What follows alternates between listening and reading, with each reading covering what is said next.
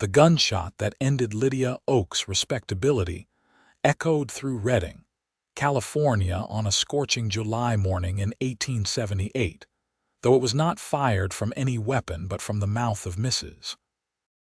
Dorothy Crawford, the pastor's wife, who announced to anyone within earshot that Lydia was with child and no husband in sight.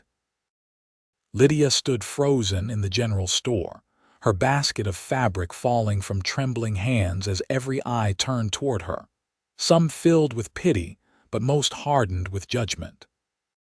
She was 20 years old, alone, and carrying the child of Thomas Brennan, a ranch foreman who had promised her the world before riding off to Montana with his actual wife, a detail he had conveniently forgotten to mention during their courtship.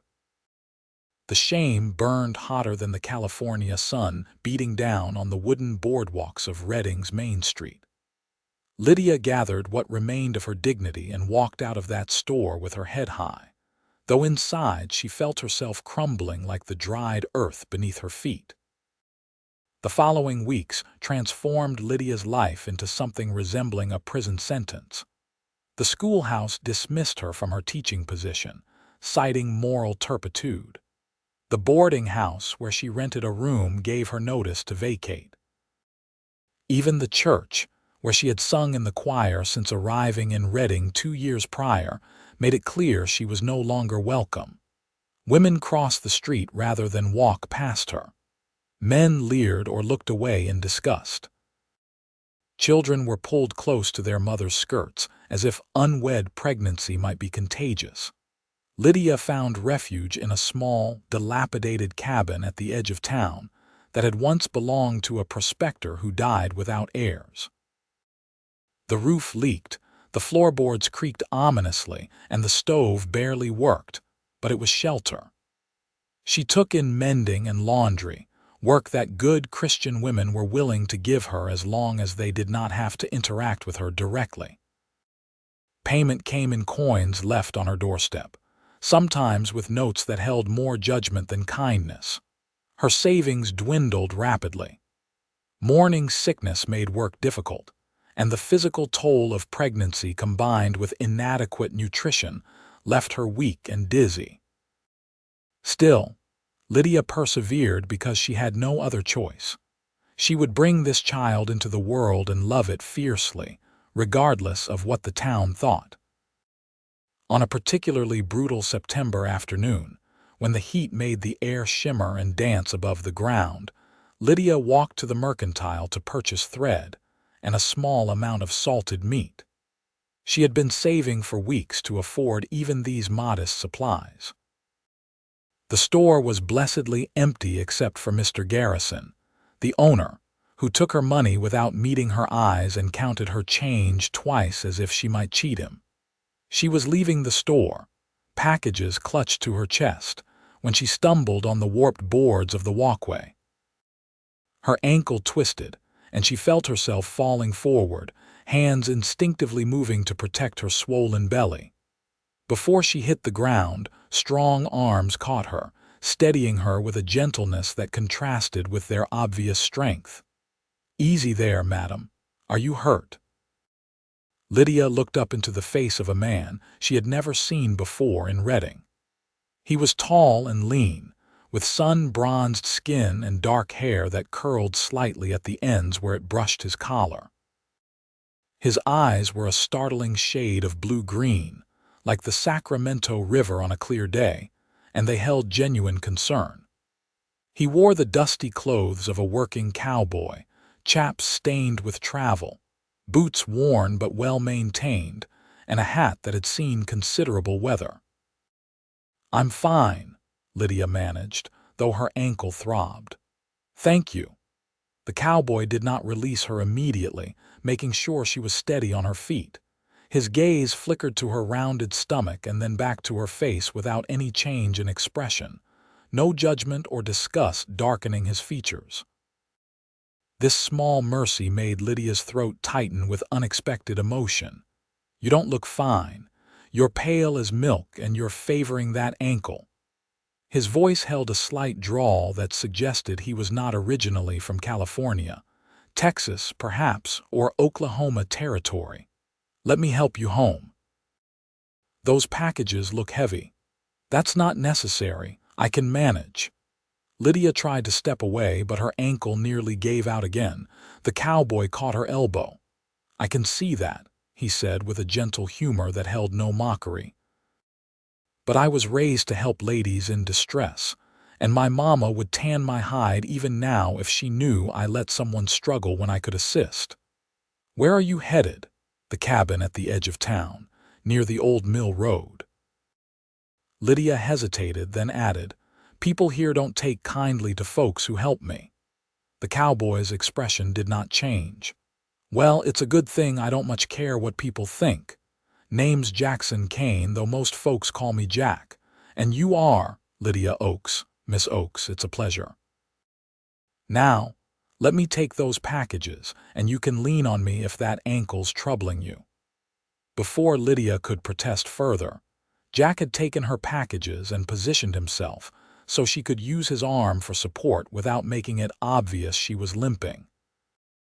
They walked slowly down the main street, and Lydia felt every stare, heard every whispered comment. Jack seemed oblivious to it all, talking easily about the weather and asking about the town as if they were old friends taking an afternoon stroll. You're new here, Lydia said, partly to distract herself from the pain in her ankle and partly because she was curious about this stranger who treated her like a person rather than a cautionary tale. Just arrived yesterday. I'm working at the Maxwell Ranch about 5 miles south of town. Needed a new hand, and I needed work, so it seemed like Providence. Jack guided her carefully around a rough patch in the road. I'll be in Redding fairly regular for supplies and such. They reached Lydia's cabin, and she felt a flush of embarrassment at its shabby appearance. The door hung slightly crooked, and weeds had overtaken what might have once been a garden. Jack did not comment, simply helped her up the 2 steps to the door and waited while she opened it. Thank you, Mr. Kane. I'm grateful for your help. Jack, please, and you're welcome, Miss Oakes. He set her packages on the small table just inside the door. You should stay off that ankle for the rest of the day. Do you have ice? Lydia almost laughed. Ice was a luxury she could not afford. I'll manage with cool water from the well. Jack's eyes swept the small cabin, taking in the threadbare furnishings and the evidence of hard living. His expression remained neutral, but something shifted in his gaze, a determination settling there. I'll be back tomorrow to check on that ankle. A sprain can be serious if not properly tended. That's really not necessary. You've done more than enough. Maybe so, but I'll come anyway, around midday if that suits you. Without waiting for an answer, Jack tipped his hat and left, his long stride carrying him back toward town. Lydia closed the door and leaned against it, unsure what to make of Jackson Kane. Men did not help her anymore, not without expecting something in return or doing so with visible reluctance. But Jack had been different, treating her with a courtesy that had become foreign to her. She told herself not to expect him to return, that he had simply been raised with good manners, and would think better of associating with her once he learned her situation. But the next day at noon, there was a knock on her door. Jack stood there with a basket containing bread, cheese, apples, and a jar of what looked like honey. He also carried a small bottle. Liniment, he explained, holding up the bottle. Works wonders on sprains and sore muscles. May I come in? Lydia stepped aside and Jack entered, setting the basket on the table. You didn't need to bring food. I know, I wanted to. How's the ankle? Better. Still sore, but I can walk on it. Good. Mind if I take a look? I've had some experience with injuries, both human and animal. When Lydia hesitated, Jack added quickly, I'll be a perfect gentleman, Miss Oakes. You have my word. There was something about his steady gaze that made Lydia trust him. She sat in her only chair and lifted her skirt enough to reveal her ankle, which was swollen and bruised. Jack knelt beside her, his hands gentle as he examined it, pressing carefully to check for broken bones. "Just a bad sprain, like I thought. Keep off it as much as you can for another few days." He opened the liniment and poured some into his palm, then worked it into her ankle with firm but careful motions. The medicine heated her skin, sinking into the sore muscles and bringing relief. His touch was impersonal but kind, and Lydia found herself relaxing despite the intimacy of the situation. "You're good at this," she said. "Practice. I've patched up plenty of ranch hands and horses over the years. The technique's not that different." Jack finished and wiped his hands on a cloth he had brought. "There, that should help." He stood and moved to the stove, examining it with a critical eye. "This needs work. The flue's not drawing right. Do you mind? I can't pay you. Did I ask for payment?" Jack's tone was mild but firm. "I'm going to come by tomorrow with some tools and fix this properly. You can't cook on a stove that's not working right, especially come winter." "Why are you doing this?" Lydia's voice broke slightly. "You don't know me. You don't owe me anything." Jack turned to face her fully, and his expression was serious. "Miss Oakes, I don't know your story, and I won't pry unless you want to tell me. But I can see you're in a hard situation, and I was raised to help folks when I can. My mama always said that how you treat people when they're down tells you everything about a person's character. I'd like to think I have decent character. But the town, they will talk. Associating with me won't do your reputation any good. I've never much cared about reputation. I care about doing right." Jack picked up his hat. "I'll be back tomorrow around the same time. Meanwhile, eat that food. You look like you could use some good meals." He left before Lydia could protest further, and she sat staring at the basket of food, tears streaming down her face. They were the first tears she had allowed herself since discovering Thomas's betrayal, and once started, they were hard to stop. But mixed with the sorrow was something else, something fragile and tentative: hope. Jack returned the next day as promised, and the day after that, and the day after that.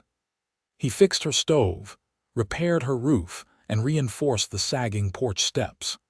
He brought food each time, always casual about it, claiming his landlady had made too much or the ranch cook had extras.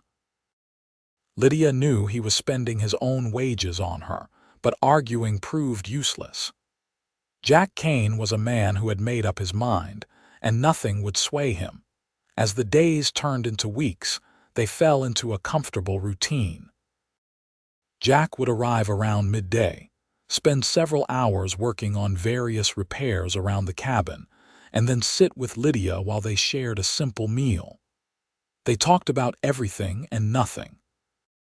Jack told her about growing up on a ranch in southern Texas, about losing his parents to fever when he was 18, about drifting from place to place doing ranch work, and learning that home was less about geography and more about purpose.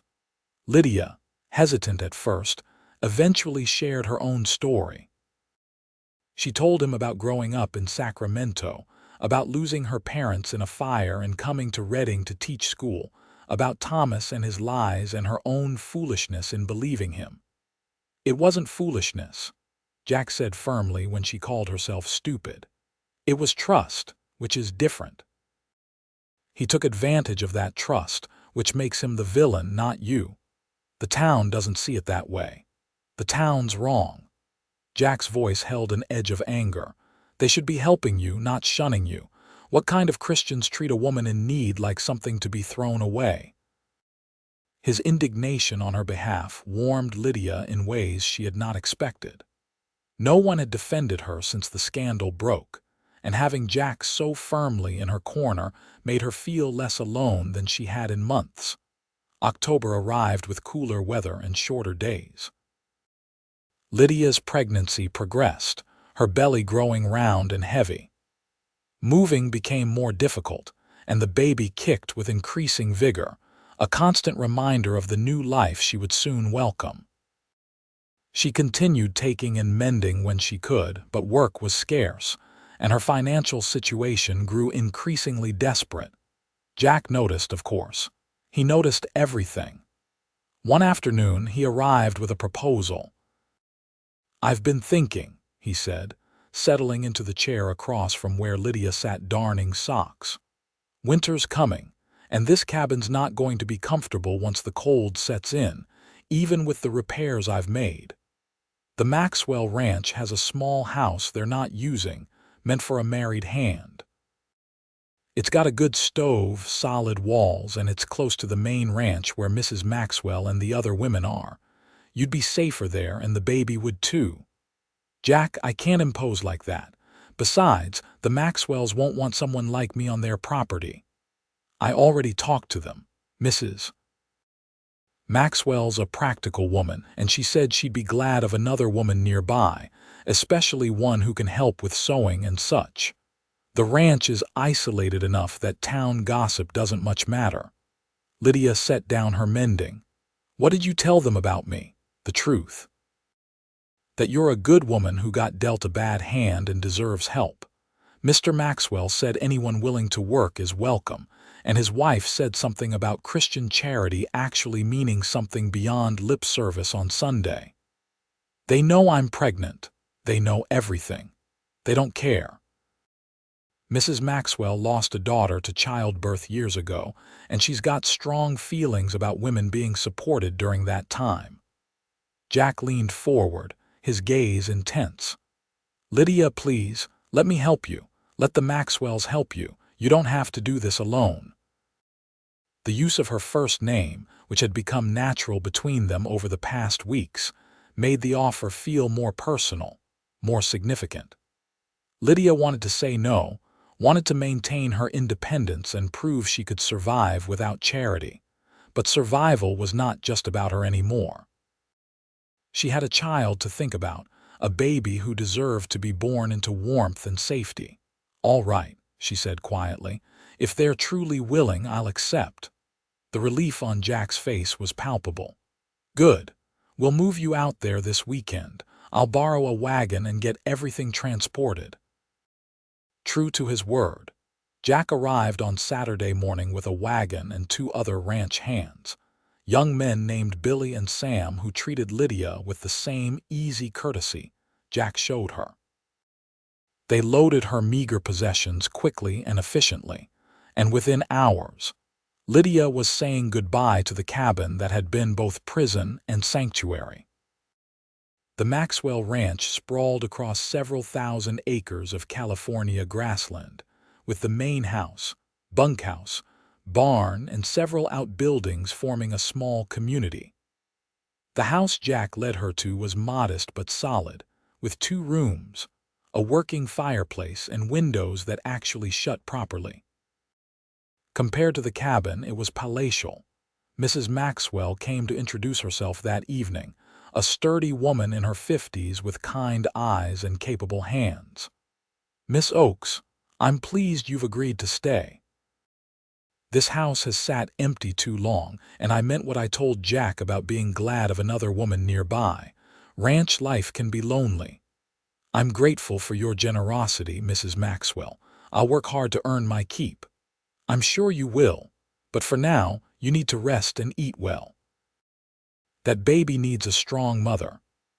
Mrs. Maxwell handed her a basket covered with a cloth. "Here's supper. Tomorrow, come to the main house and we'll discuss what work you can do. I imagine you're good with a needle." "Yes, madam. I was a teacher, but I've always been skilled at sewing." "Excellent.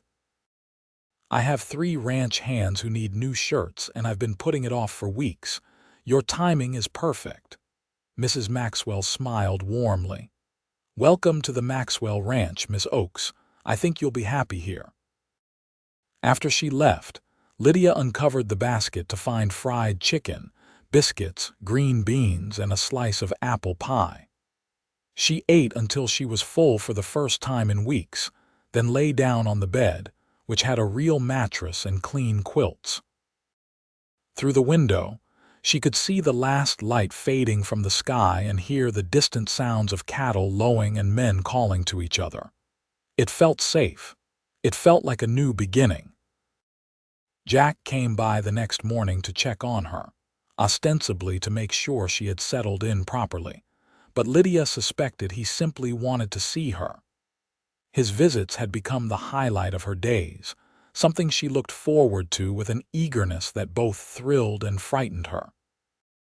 She was pregnant with another man's child, disgraced and outcast. She had no business developing feelings for anyone, let alone a man as good and decent as Jackson Kane, but feelings did not follow logic. Over the following weeks, as autumn deepened toward winter, Lydia found herself falling in love despite every reason not to. It was in the way Jack brought her wildflowers he had picked on his rides, in how he sat with her in the evenings, reading aloud from newspapers or books he borrowed from the Maxwells. In the gentle way he asked about her health and the baby, genuinely interested in every detail. In how he made her laugh with stories about stubborn cattle and his horse's personality quirks.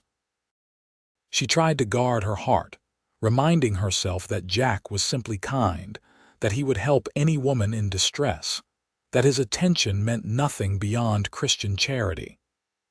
But then, he would look at her with such warmth in those blue-green eyes, and all her defenses would crumble. November arrived cold and wet, with storms rolling in from the Pacific. Lydia stayed busy sewing for the ranch hands and helping Mrs. Maxwell with various household tasks that could be done while sitting. Her pregnancy advanced into its final months, her body growing heavy and awkward. She felt ungainly and unattractive, but Jack never seemed to see her that way. He continued to visit daily, often bringing small gifts, a soft shawl, a book of poetry, a wooden rattle he had carved for the baby. "You don't need to keep bringing me things," Lydia protested one afternoon when he arrived with a pair of wool socks he had bought in town. "I know. I want to." Jack sat beside her, closer than strictly proper, though propriety had long since ceased to govern their relationship. "Your feet must get cold in this weather." "They do, but Jack, you work hard for your wages. You shouldn't spend them on me." "What should I spend them on? A fancy saddle I don't need, whiskey. I'd rather use my money to make you comfortable." He paused, then added more quietly, "It makes me happy to do things for you, Lydia. Please don't take that away from me." The vulnerability in his voice made Lydia's heart clench. She set down her sewing and turned to face him fully. "Why? Why do you care so much about me and this baby?" Jack was quiet for a long moment, his gaze steady on hers. "You really don't know." "Know what?" "Lydia, I thought I was being obvious." He reached out and took her hand, his calloused palm warm against hers.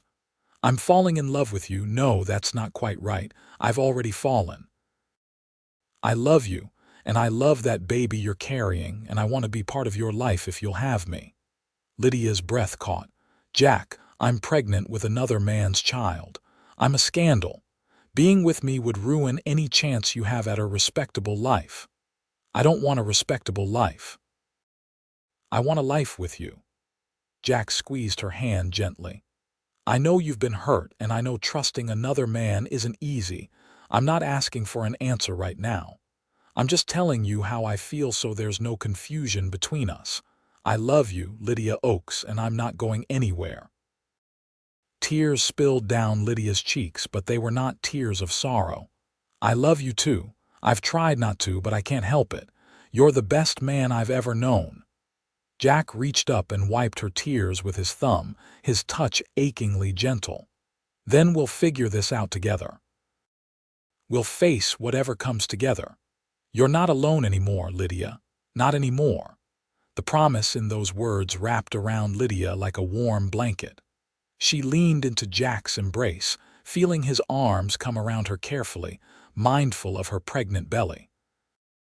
They sat like that for a long time, holding each other while the rain drummed on the roof and the fire crackled in the hearth.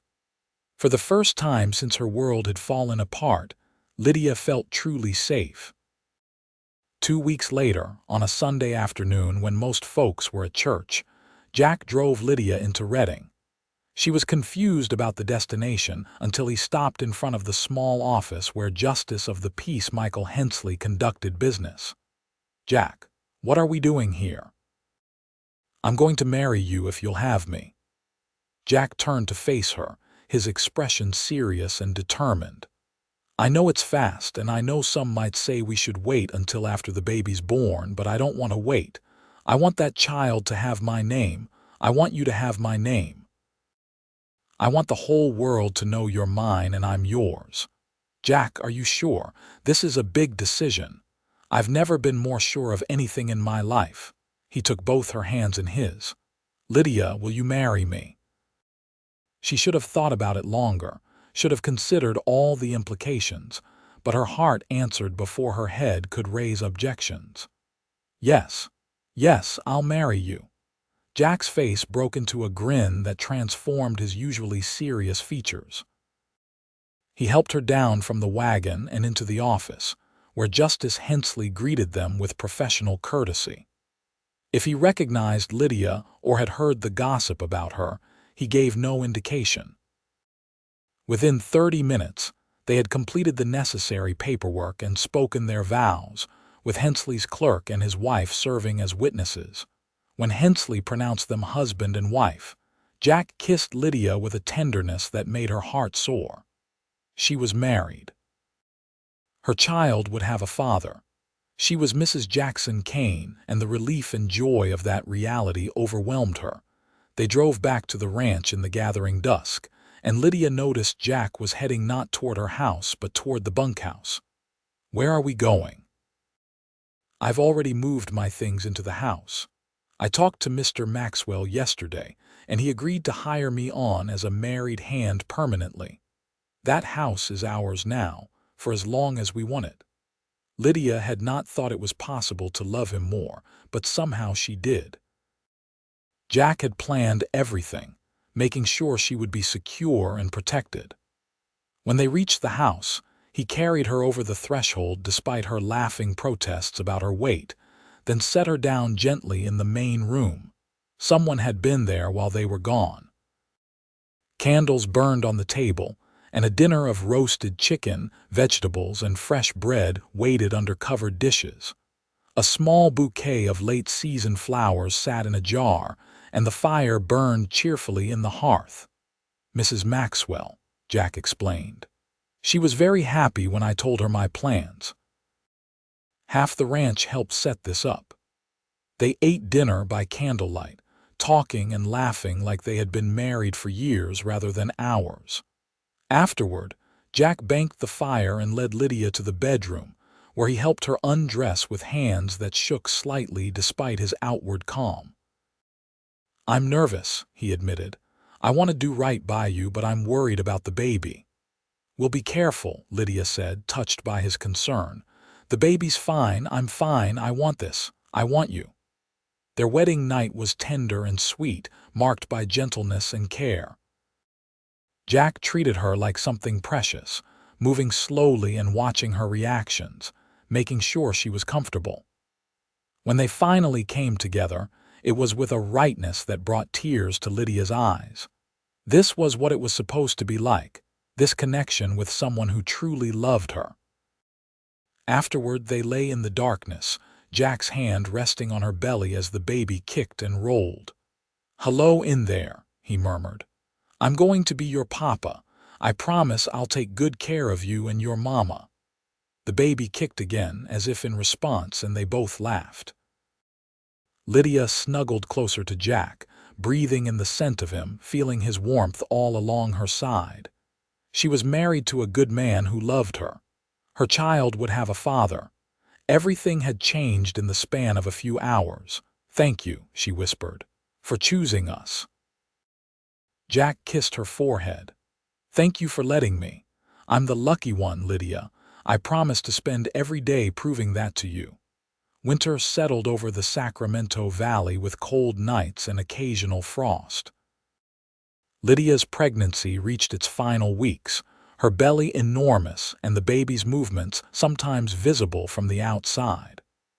Mrs. Maxwell visited frequently, checking on her and offering advice about childbirth and babies. The older woman's kindness was a balm to Lydia's soul, especially given the harsh treatment she had received in town. Jack was attentive to the point of being overprotective, helping her with tasks she could easily manage herself and worrying whenever she moved too quickly or stood too long.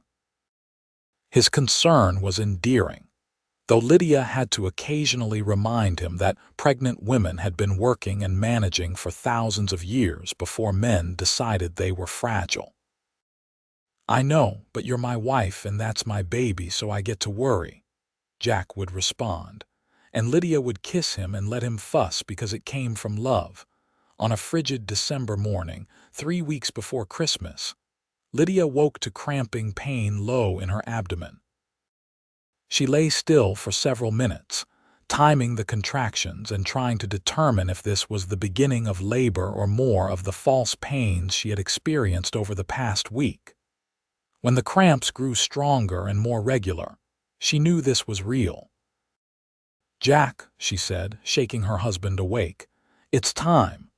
Jack shot out of bed like he had been waiting for this moment in his sleep.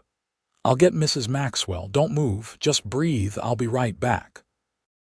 He threw on his clothes and ran out the door, and Lydia could not help but smile despite the pain. She got up slowly and began preparing, changing into an old nightgown and laying out the cloths and supplies Mrs. Maxwell had helped her gather.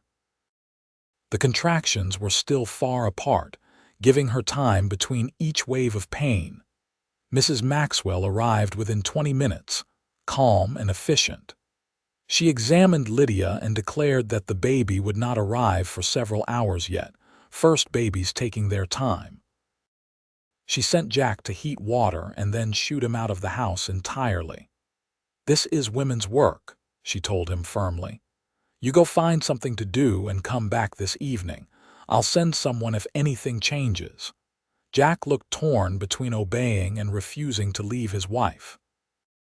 Lydia took his hand and squeezed it. "I'll be fine. Mrs. Maxwell knows what she's doing. Go work off your nerves and meet your son or daughter this evening." "I love you," Jack said, kissing her forehead. "You're the strongest, bravest woman I know." After he left, the hours blurred together in a haze of pain and rest and pain again. Mrs. Maxwell stayed at her side, talking her through contractions, wiping her face with cool cloths and encouraging her when the pain seemed unbearable. Another woman from a neighboring ranch arrived to help, and between the two of them, Lydia felt supported and cared for.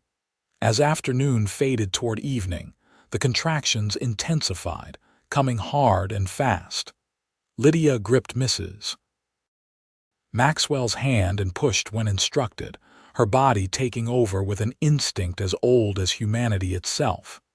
The pain was immense, all-consuming, but then she heard it, a thin, wailing cry that was the most beautiful sound she had ever heard.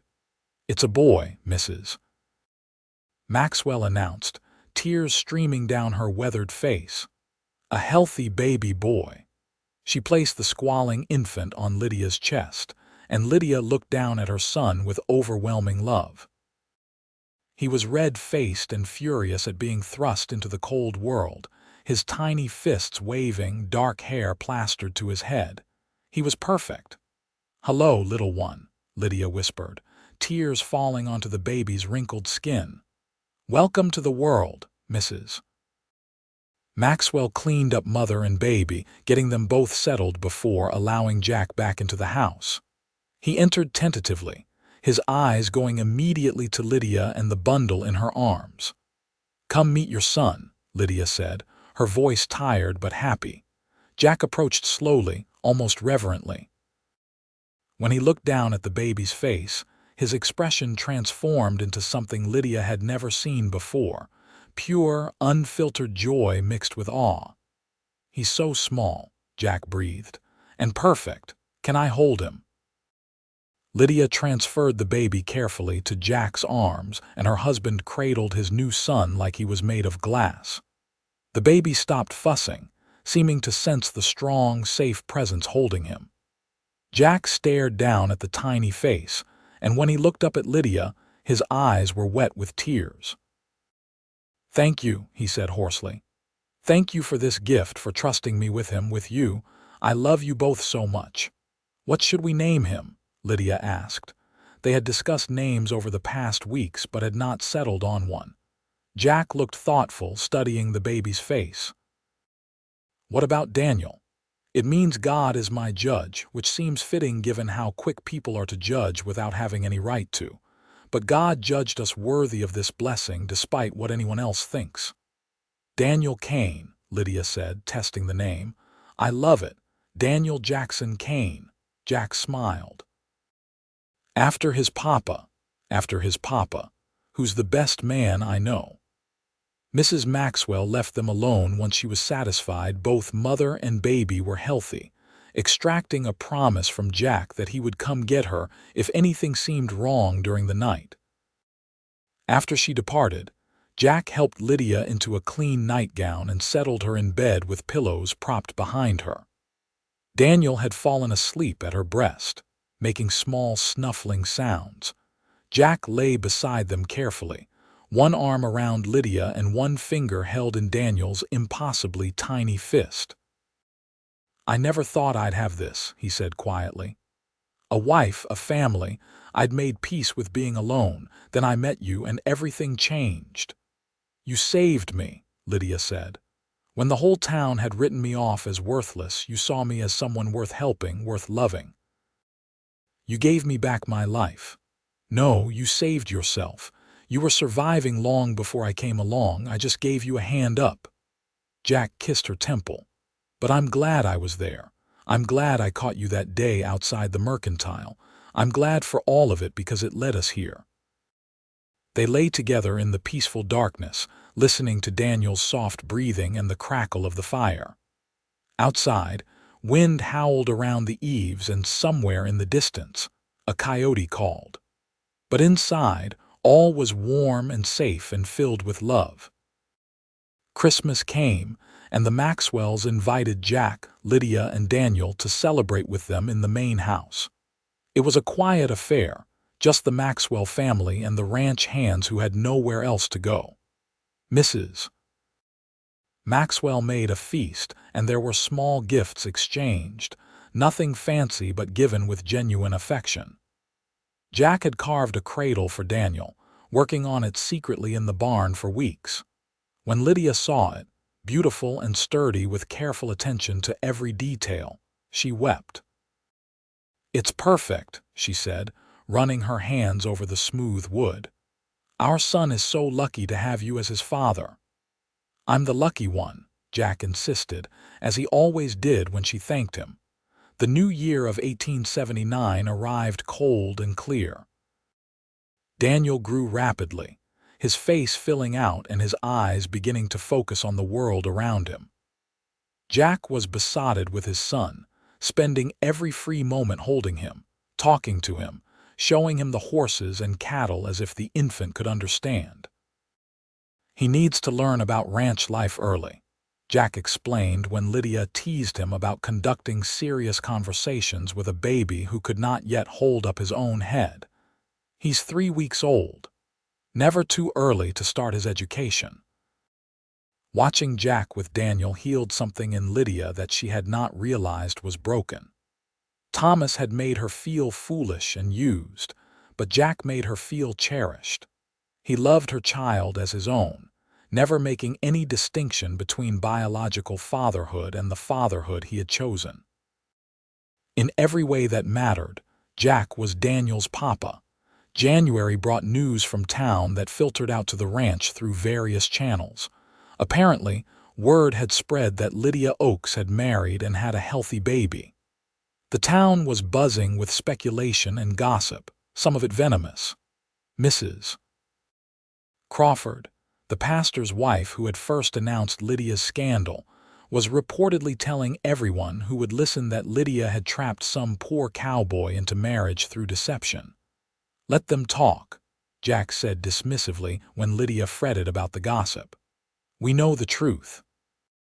The people who matter know the truth. Everyone else can think what they like. But the gossip did not stop at words. One cold February afternoon, Jack returned from town with a split lip and bruised knuckles. Lydia gasped when she saw him. What happened? Nothing important. Jack went to the basin to wash the blood from his face. Jack, tell me, he sighed, wringing out the cloth. I ran into some men at the feed store. They said some things about you, crude things I won't repeat. I told them to watch their mouths. They didn't, so I made them.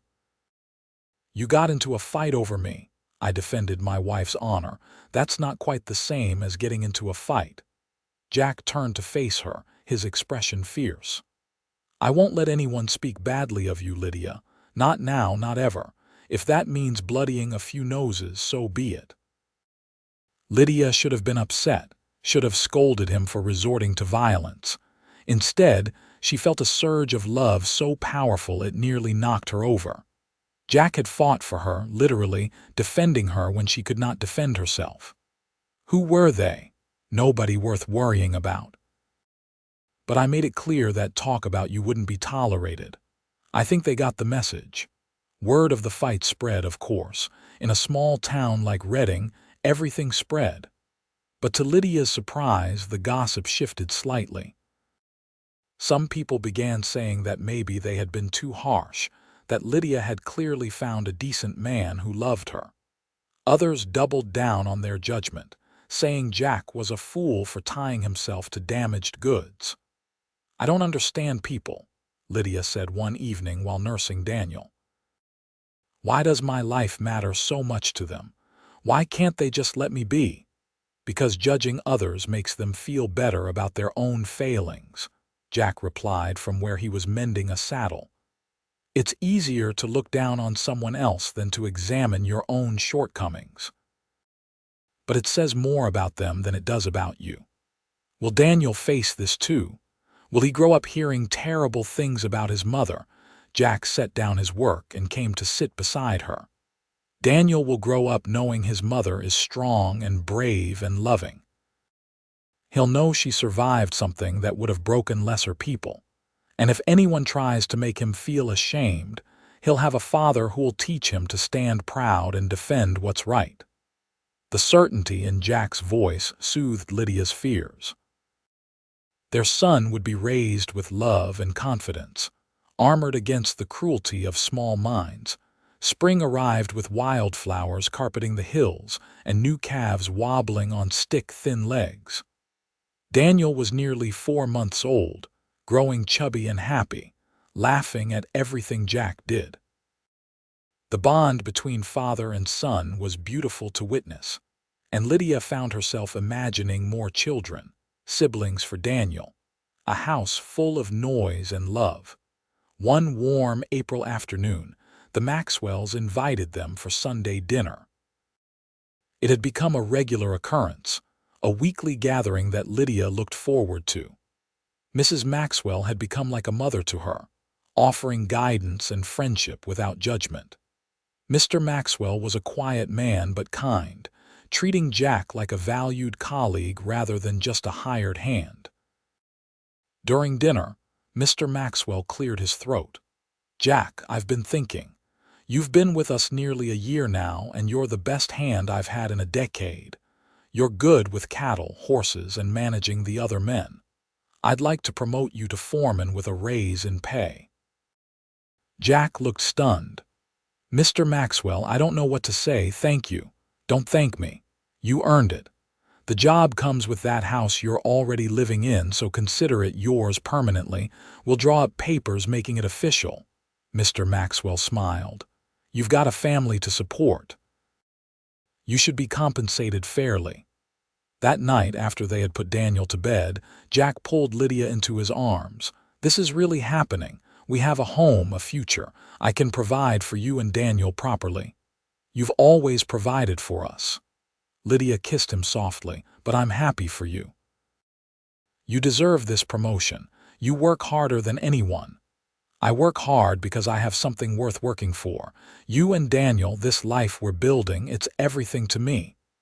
Jack held her close, his heart beating steady beneath her ear. "I love you, Lydia Kane. I love you too, so much." They made love that night with the windows open to let in the spring breeze, the scent of flowers and grass mingling with their shared warmth. Afterward, lying tangled together, Lydia felt complete in a way she had never imagined possible. Her life had fallen apart so spectacularly, but from those ruins, she had built something beautiful. Summer brought longer days and the hard work of haying and maintaining the ranch through the dry season. Jack's new responsibilities kept him busy, but he always made time for his family. He would come home dusty and tired, but his face would light up when Daniel saw him and began kicking his legs excitedly. "There's my boy," Jack would say, scooping Daniel up and tossing him gently in the air while the baby shrieked with laughter. "Did you take good care of Mama today?" Daniel, now old enough to babble and roll over, would respond with happy sounds and grab at Jack's face with chubby hands. Watching them together never failed to make Lydia's heart swell with love. In August, the town held its annual summer celebration, a fair with contests, food, and dancing. In previous years, Lydia had attended with other teachers and enjoyed the festivities. This year, she had no intention of going, unwilling to face the judgment and whispers. But Jack had other ideas. "We're going," he announced one evening. "Jack, no, I can't face them." "Yes, you can. You're my wife. I'm a respected foreman at the Maxwell Ranch, and we have a beautiful son. We have every right to attend the fair, and we're going to." His tone was firm but gentle. "I won't let them make you hide, Lydia. You've done nothing wrong, and it's time the town learned that." "What if they're cruel? What if they say terrible things?" "Then I'll deal with it. But I think you'll be surprised. People's memories are short, and there's always new gossip to replace the old. Besides, the Maxwells are attending, and they've made it clear they consider us friends. That counts for something in this town." Reluctantly, Lydia agreed. On the day of the fair, she dressed carefully in her best dress, a blue calico that Jack had bought her for their 6-month anniversary.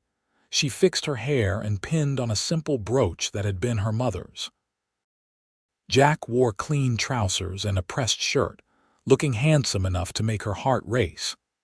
They dressed Daniel in a little gown Mrs. Maxwell had sewn, and the baby looked adorable, all smiles and big eyes.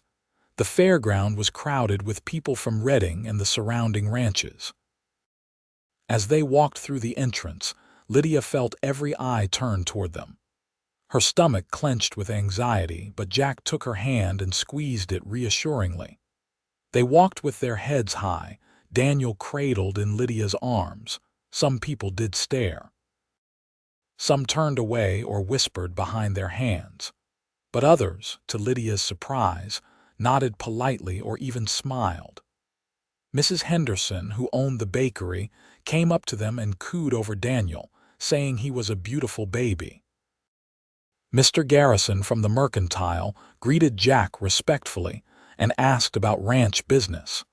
The Maxwells found them near the lemonade stand and immediately drew them into their circle, making it clear through their body language and attention that the Kanes were under their protection. Mrs. Maxwell took Daniel and showed him off to her friends, praising his good nature and healthy appearance. As the afternoon progressed, Lydia began to relax. Yes, there were people who pointedly avoided them, including Mrs. Crawford, who gave them a look of pure disdain before turning away with her nose in the air.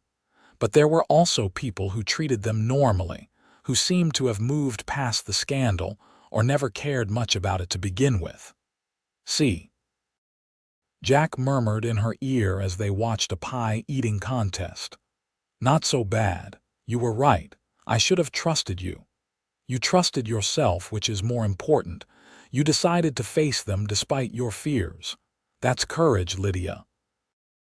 As evening approached and the dancing began, Jack led Lydia to the area where couples were twirling to music provided by a fiddle and guitar. "Dance with me, Mrs. Kane." "Jack, I haven't danced in over a year. I don't remember how." "Then I'll remind you." He took her in his arms and guided her into a simple waltz. After a moment, muscle memory took over, and Lydia found herself following his lead easily. They moved together under the darkening sky, surrounded by other couples, just another married pair enjoying the evening. Lydia looked up at her husband, at his strong jaw and the concentration on his face as he carefully avoided stepping on her feet, and felt a rush of profound gratitude. This man had taken a chance on her when she was at her lowest. He had loved her when she felt unlovable. He had given her back not just her life but her dignity. "What are you thinking?" Jack asked, noticing her expression. "That I'm the luckiest woman alive. That I love you more than I knew it was possible to love someone. That you saved me in every way a person can be saved." Jack's eyes softened. "You saved me too. I was just existing before I met you, going through the motions. You gave me a purpose, a family, a reason to build something lasting. We saved each other, Lydia." The music ended, and Jack led her from the dance floor. They collected Daniel from Mrs. Maxwell, who was reluctant to give up the baby she had been spoiling, and began the walk back to the wagon. The night was beautiful, stars scattered across the sky like diamonds on black velvet. "Thank you for making me come tonight," Lydia said as they drove home. "You were right. It wasn't as bad as I feared." "Most things aren't if you face them head on." Jack glanced over at her. "I'm proud of you. You held your head high and didn't let them make you feel small." "I had you beside me. That made all the difference." That night, after putting Daniel to bed, they lay in their own bed talking about the future. Jack wanted to save money to eventually buy their own ranch, something small but theirs. Lydia wanted more children, at least 2 more so Daniel would have siblings. They dreamed together, planning a life that seemed impossibly bright compared to where Lydia had been a year ago. Fall arrived with harvest work and cooler temperatures. Daniel celebrated his first birthday in October with a small party at the main house. Mrs. Maxwell baked a cake, and Daniel smashed his chubby hands into it with gleeful abandon, getting more on his face than in his mouth. Jack laughed so hard he cried, and Lydia captured the moment in her memory, knowing she would treasure it forever. Life fell into a comfortable rhythm. Jack worked hard at the ranch and was respected by the other hands and Mr. Maxwell. Lydia kept their home, tended Daniel, and did sewing work for extra money that she put toward their savings for a ranch. They attended church in town, sitting in the back and ignoring the stares until eventually people stopped staring. Slowly, painfully, they carved out a place for themselves in the community. Not everyone accepted them. Mrs. Crawford remained openly hostile, and there was a contingent of townspeople who felt that Lydia should be forever marked by her supposed sin. But there were also people who came to respect the Kanes for their hard work and dedication to each other. The pastor, a younger man named Reverend Matthews who had not been present during the height of the scandal, went out of his way to welcome them and preach sermons about forgiveness and not casting stones. Winter came again, Daniel's second winter, and he was now a toddler who could walk and say a handful of words. His favorite was Papa, which he would shout whenever Jack came home. Jack never tired of hearing it, sweeping Daniel up into his arms and spinning him around until the little boy squealed with laughter. "Mama," Daniel would then demand, reaching for Lydia, and she would join their embrace, the 3 of them holding each other in the golden lamplight of their home. On a snowy January evening, Lydia realized her monthly courses had not come. She waited another week to be sure, then told Jack her suspicion. His face lit up with joy. "Another baby. Are you certain?" "Fairly certain." It feels the same as when I was carrying Daniel, the tiredness and the way certain smells bother me. Lydia placed a hand on her still flat stomach. Are you happy? Happy, Lydia, I'm beyond happy. Another child, another blessing. Jack pulled her close, careful despite his excitement. How are you feeling? You need to rest. Should we tell Mrs. Maxwell? I feel fine, just tired. We can tell Mrs. Maxwell tomorrow. And Jack, she looked up at him, eyes shining. This baby will be ours from the beginning. No scandal, no shame, just a baby created from our love. Jack kissed her deeply, conveying without words how much that meant to him. When they parted, he rested his forehead against hers. Every child is a miracle, but I won't lie and say I'm not thrilled to experience this from the start with you, to feel the baby grow, to be there for everything. They told the Maxwells the next day, and Mrs. Maxwell was delighted, already planning what she would knit and sew for the new baby. Mr. Maxwell shook Jack's hand and congratulated him, mentioning that the foreman's house would be getting a bit crowded, and perhaps they should discuss building an addition. The pregnancy progressed normally, though Lydia found it more exhausting than her pregnancy with Daniel, likely because she was now chasing a toddler while growing another baby. Jack was even more protective this time, if that was possible, constantly worrying about her doing too much. I survived my first pregnancy while living alone in a broken-down cabin with barely enough food, Lydia reminded him when he protested her hanging laundry. I think I can manage laundry in a comfortable home with plenty to eat. I know, but let me help anyway. It makes me feel useful. So they did chores together, Jack hanging the heavy wet sheets while Lydia pinned up the lighter items, Daniel playing nearby with wooden blocks Jack had made for him. These simple moments of domesticity were precious to both of them, a life neither had dared to dream of before they found each other. Spring brought new life to the ranch and new challenges. One of the hands got kicked by a horse and needed to be taken to the doctor in town. Jack drove him in the wagon, and while waiting, he ran into Thomas Brennan. Lydia's former lover had apparently returned to California and was working for a ranch on the other side of Redding. Thomas looked older, harder, with lines around his eyes that spoke of a difficult life.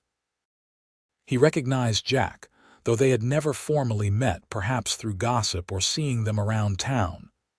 "You're the one who married Lydia Oakes," Thomas said, his tone unreadable. "Lydia Kane," Jack corrected coldly. "She's my wife, and you'll speak of her respectfully or not at all." Thomas held up his hands. "I meant no disrespect. I heard she had a baby. Is the child well?" "My son is fine, healthy, and happy." "Your son?" Thomas laughed bitterly. "I suppose he is now. Look, I just wanted to say I'm glad she found someone. I treated her badly and I've regretted it. My actual wife left me, took everything and left, and I realized too late what I'd thrown away. Not that I deserved Lydia's forgiveness, but I'm glad she's happy." Jack studied the other man, seeing genuine regret in his face but feeling no sympathy. "Lydia's happiness is no concern of yours. You gave up any right to care about her when you abandoned her pregnant and alone. She survived despite you, not because of anything you did. I know. I'm not asking for forgiveness or even acknowledgement. I just wanted you to know that I'm aware I'm a bastard who destroyed a good woman's life. You fixing what I broke doesn't absolve me. I didn't fix anything. Lydia was never broken, just hurt, and she healed herself with help from people who actually cared about her." Jack turned to leave, then paused.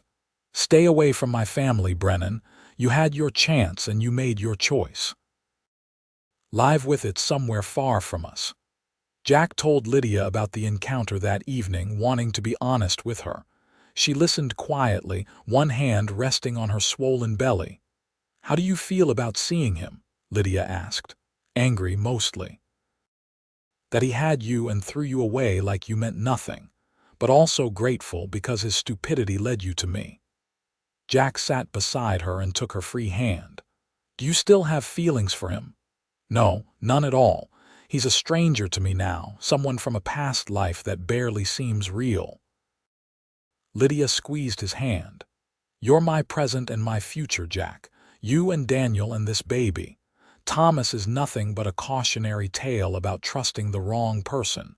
Good, because I'm keeping you forever, Lydia Kane. You're stuck with me. I wouldn't want to be anywhere else. Summer arrived hot and dry, and Lydia grew large with the baby. She was due in early August, and as the time approached, she found herself both eager and apprehensive. Childbirth had been difficult with Daniel, and she knew this time would be no easier. Jack took time off work as her due date approached, staying close to the house despite Lydia's protests that she was fine. Daniel, now nearly 2 years old, was fascinated by his mother's big belly and would talk to the baby, telling it about the horses and cows and Papa. Baby come soon. He would ask repeatedly.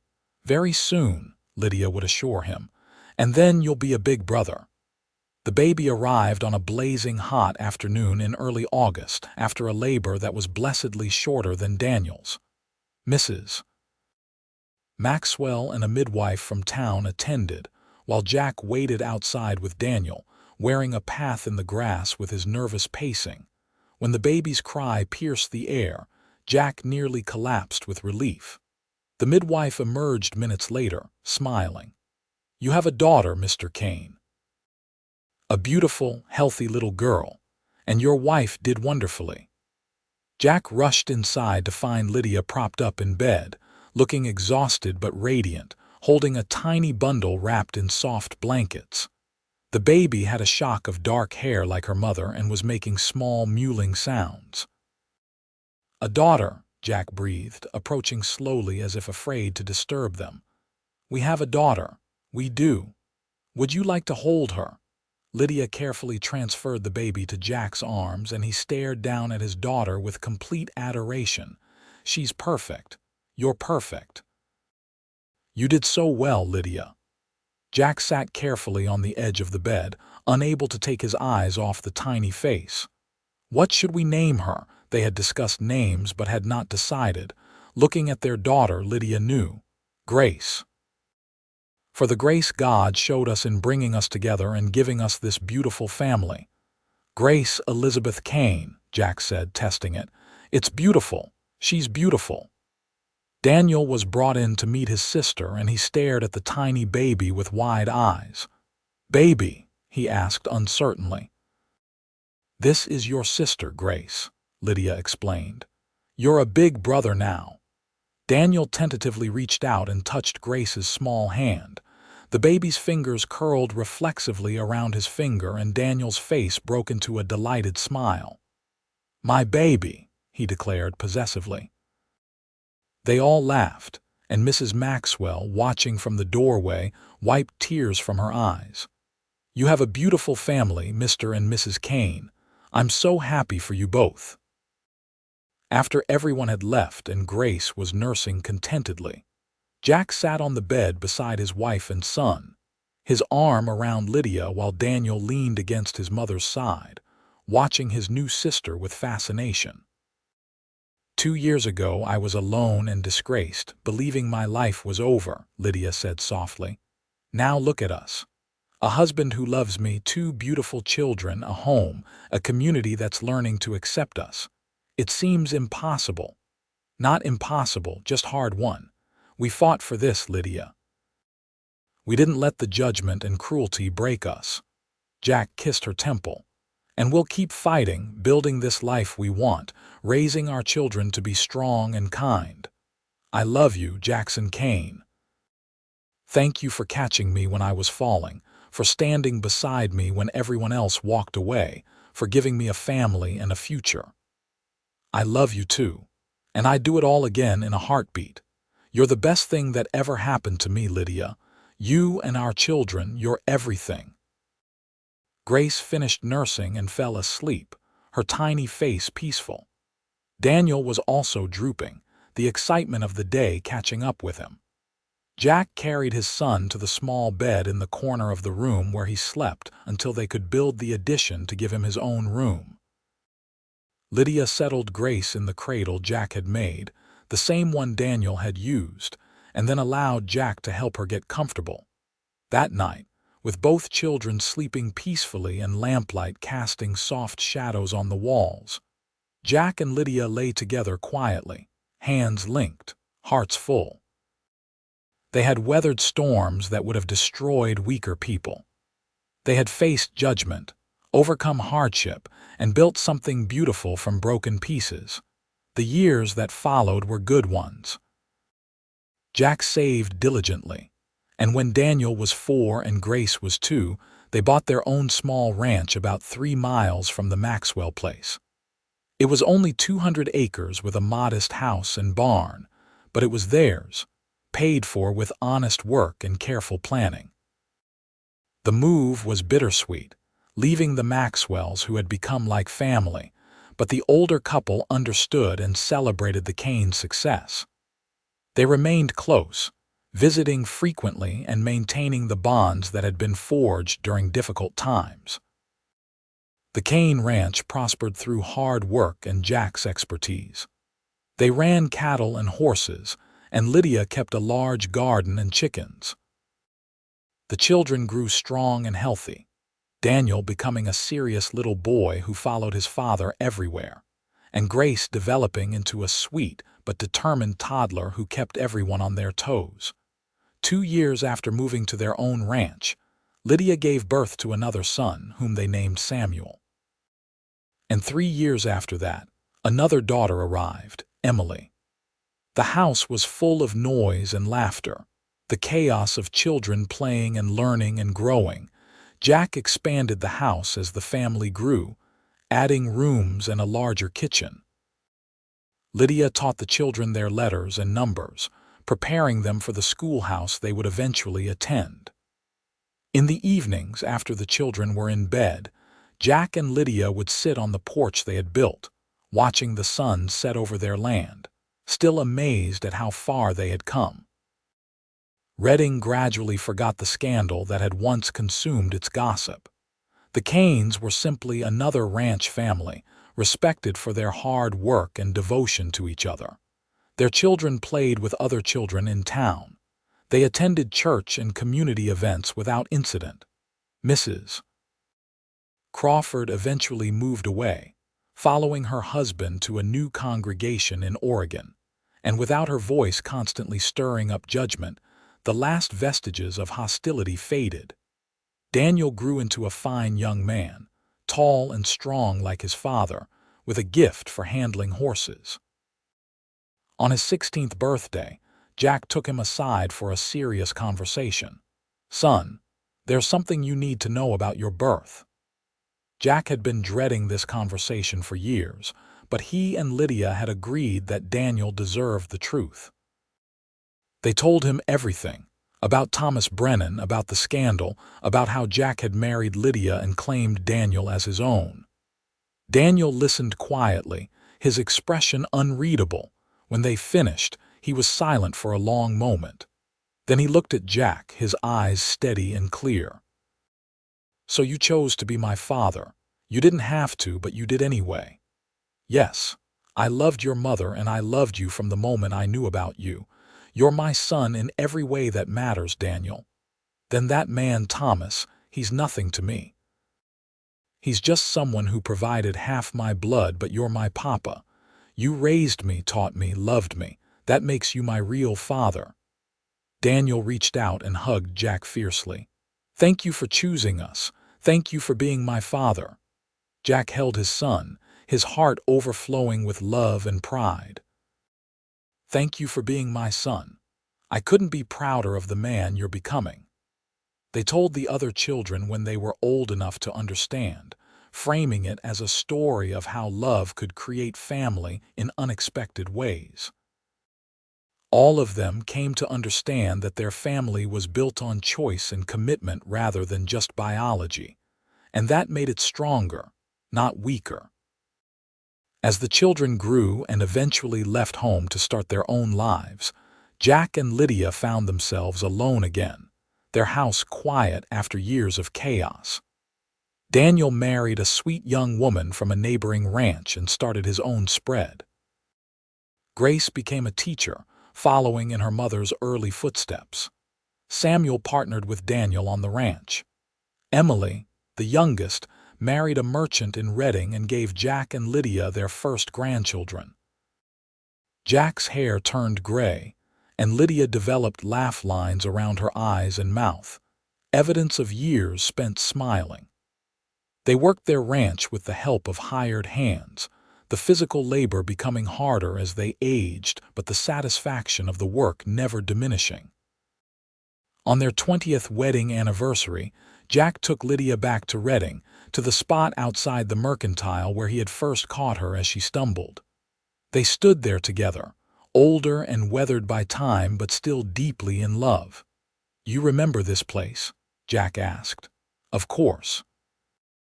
This is where my life changed, where I met the man who would become my husband and the father of my children." Lydia leaned against him, fitting perfectly under his arm after 2 decades of practice. "I was so lost that day, so afraid and alone. You were surviving, just like you did every day. But I'm glad I was there to help." Jack turned to face her fully, taking both her hands in his. 20 years, Lydia. 20 years of marriage, 4 children, 1 ranch, and more love than I knew existed in the world. You've made me happier than I ever thought possible. You saved me, Jack. Not just that day, but every day since. You showed me what real love looks like, how it's built on choice and commitment and showing up even when things are hard. Lydia reached up and cupped his weathered face. "I love you more now than I did on our wedding day, which I didn't think was possible. I love you too, more than words can say." Jack kissed her there on the street in Redding, not caring who saw them, 2 people who had fought for their love and won. They lived many more years together, growing old side by side, welcoming more grandchildren and eventually great-grandchildren. Their love story became a legend in the family, passed down through generations. The story of how a cowboy caught a falling woman and changed both their lives forever. How love could triumph over judgment and hardship. How choosing to stand by someone when everyone else walked away was the truest measure of character. When Jack died at 78, surrounded by his large, loving family, his last words were to Lydia. "Best decision I ever made was catching you that day. I love you." "I love you too," Lydia whispered, holding his hand as he passed peacefully. "Thank you for a beautiful life." Lydia lived another 5 years, spending that time with her children and grandchildren, telling stories of Jack and keeping his memory alive. When she passed at 82, she was buried beside her husband on a hill overlooking the ranch they had built together, under a headstone that read, "Lydia Kane, beloved wife, mother, and grandmother. She survived the storm and built a beautiful life." The ranch stayed in the Kane family for generations, each new owner learning the story of Jack and Lydia, of how their love had started from judgment and hardship and grown into something strong enough to build a dynasty upon. The town of Redding changed over the decades, growing and modernizing, but the story of the unwed pregnant woman and the cowboy who said, "Not anymore," endured.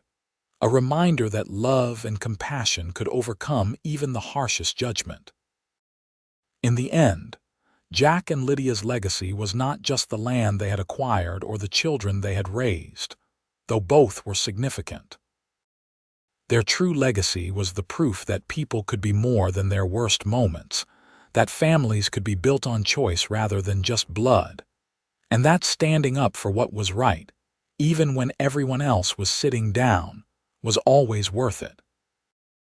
They had loved each other fiercely and completely, and that love had rippled outward, affecting not just their own lives but the lives of everyone they touched. The town that had once shunned Lydia for being unwed and pregnant eventually came to honor the Kane family as pillars of the community.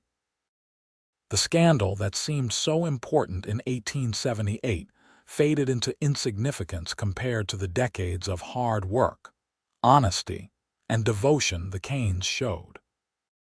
And somewhere in the collective memory of Redding, California, the lesson remained. That judgment often reveals more about the judge than the judged, and that true character is shown in how we treat people when they are at their lowest. Jack had caught Lydia when she was falling, yes, but she had caught him too, giving him purpose and family when he had been drifting alone. They had saved each other, built a life together, and proved that love, real love, was stronger than shame, more enduring than scandal, and worth fighting for no matter what obstacles stood in the way. Their story was one of redemption, resilience, and the transformative power of choosing to love when it would have been easier to walk away.